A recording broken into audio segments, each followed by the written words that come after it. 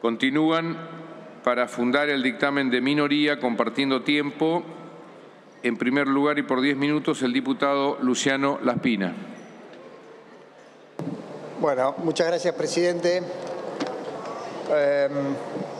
Quiero comenzar esta breve informe de nuestro bloque respecto a este nuevo consenso fiscal, recordando la misma anécdota que conté en la Comisión de Presupuesto, en aquel Mundial de Italia 90.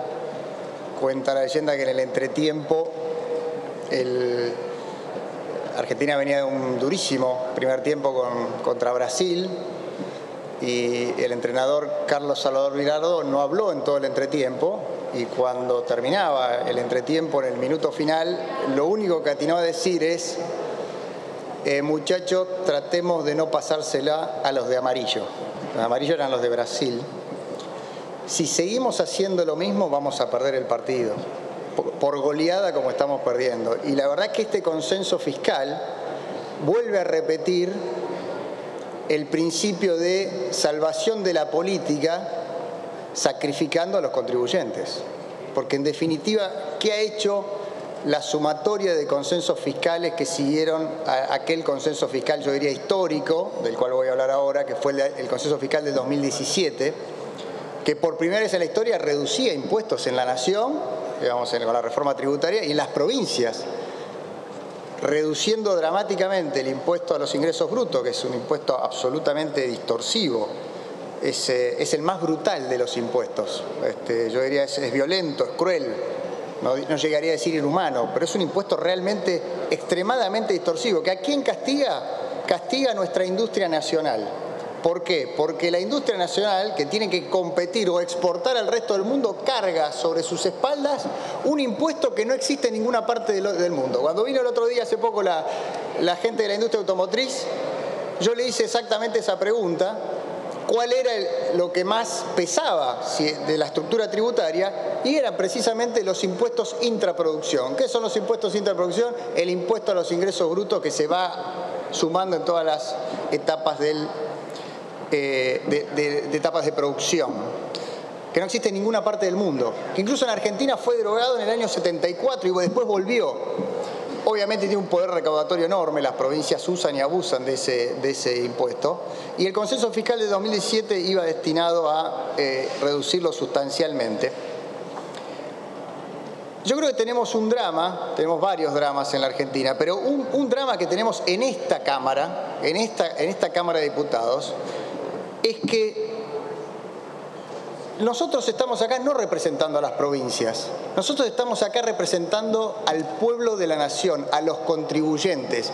Y la Constitución Nacional fue pensada para que esta Cámara fuera Cámara de origen de los impuestos, precisamente en busca de la representación y la defensa de los contribuyentes. Y el Senado es donde las provincias están representadas, los gobiernos provinciales están representados.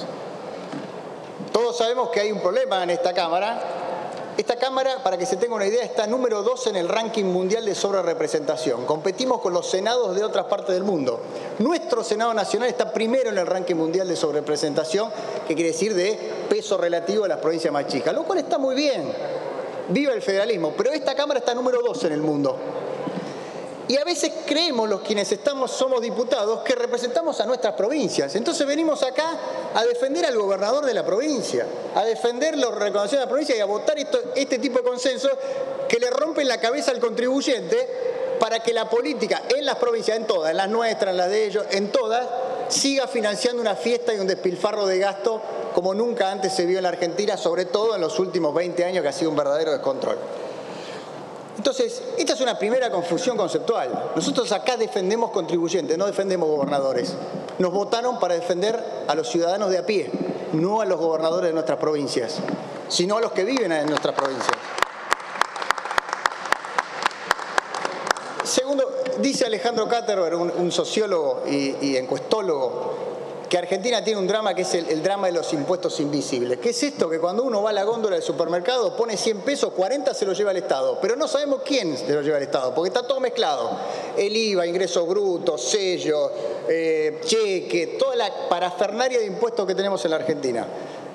40 de cada 100 se lo lleva el Estado.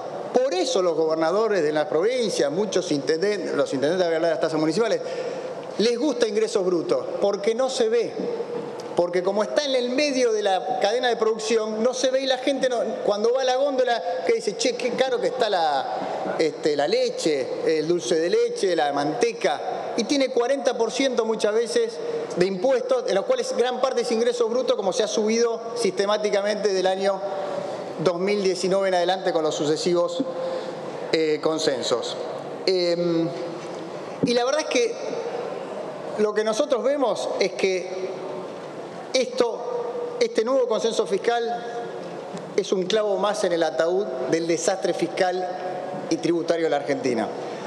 Desde que asumió Alberto Fernández no ha parado de aumentar el gasto público, primero con la excusa de la pandemia, después de la pospandemia, después del plan Platita, después de los primeros 6 meses de Guzmán, que ni Máximo Kirchner entendía lo que estaba haciendo en materia fiscal, que tiraba manteca al techo, hasta que ahora llega el ministro Massa y empieza a hacer un ajuste brutal para frenar el descalabro anterior. Claro, pero no se quedaron conformes con aumentar el gasto público, aumentaron la deuda hasta que la quebraron. En junio hubo una corrida de bono que obligó al Banco Central a emitir un billón de pesos y subieron impuestos de manera desproporcionada, obviamente cargando sobre las provincias. Entonces, esto es lo político. Y ahora voy a los puntos centrales de este acuerdo, porque me estoy quedando sin tiempo, en los cuales taxativamente estamos en contra. Precisamente porque lo que hizo este acuerdo es terminar de dinamitar el consenso fiscal del 2017, que como dije bajaba impuestos en las provincias, congelaba la planta de empleo público y la hacía crecer al nivel de la población, lo cual hace bastante sentido. A medida que va subiendo la población, sube la cantidad de policías, de enfermeros, de docentes, pero no como subió en el último tiempo, que lo único que subió en la Argentina es el empleo público, que en realidad lo que son subsidios implícitos al desempleo de la gente que sobre todo en las provincias del norte no consigue empleo en el sector privado. Si uno compara el consenso fiscal que se firmó en el 2017, la alícuota en el año 2022 promedio simple tendría que haber sido 2.4. Este consenso fiscal la lleva promedio simple al 4%. Además este consenso sube impuestos a la internet, a las telecomunicaciones, que es casi un servicio, digamos, que hoy por hoy necesitan todos los ciudadanos para tener conectividad, etcétera. Que para mí no es un servicio público, digo, porque es un servicio necesario y tiene que estar a buen costo. Y para que esté a buen costo no tiene que tener unos impuestos onerosos como tiene acá. Sellos, se esperaba para el año 2022 0% de impuesto al sello. No hay un impuesto más distorsivo. Uno va a hacer cualquier cosa, compra un chicle, 2% de impuesto al sello, que es una cosa que viene de la época del señor feudal. Con nuestro consenso iba al 0%. Ahora, tope de 2%. ¿Movés? Cualquier cosa de lugar en tu casa, vendiste una cosa, 2% te dan por la cabeza. Incita o propone el impuesto a la herencia, que no sé si se va a hacer o no,